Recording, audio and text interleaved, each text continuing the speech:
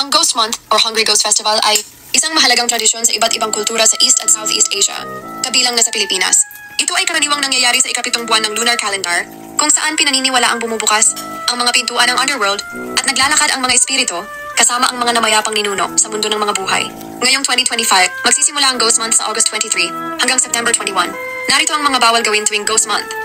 Paggawa ng malalaking desisyon sa buhay, iwasan ang paggawa ng mga importanteng desisyon tulad ng pagpapakasal, pagsisimula ng bagong negosyo, paglipat ng bahay, pagbili ng malalaking ari-arian tulad ng sasakyan o lupa, o pagpirma ng mahalagang kontrata. Pinaniniwalaan na ang mga ligaw na espiritu ay maaaring makagambala sa mga bagong venture at magdala ng kamalasan. Paglangoy sa gabi, sa ilog, lawa, o dagat. May paniniwala na ang mga nalunod na espiritu ay naghahanap ng kapalit upang makalaya mula sa kanilang pagkabilanggo.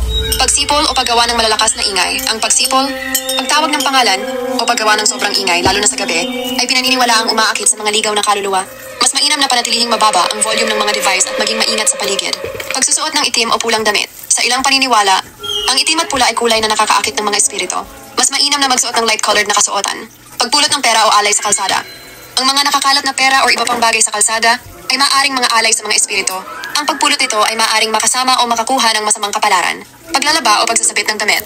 Sa labas sa gabi, pinaniniwalaan na ang hugis ng mga damit ay maaaring makaakit ng mga espiritu na maaaring hiramin ang mga ito o mag-iwan ng kanilang masamang aura pagpasok sa mga yin places, lugar na may malakas na yin energy.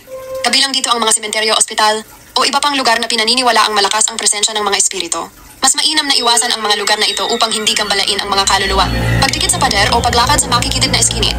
Ayon sa Chinese folklore, ang mga pader ay nagbibigay ng malamig na yin energy at maaaring hotspot para sa mga espiritu.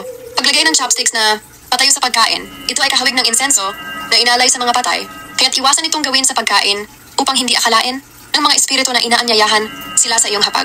Pagkuha ng litrato. Sa gabi, may paniniwala na maaaring may photobomber na espiritu sa iyong mga larawan.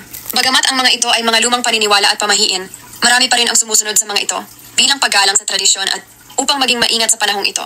May iba ka pa bang katanungan tungkol sa Ghost Month?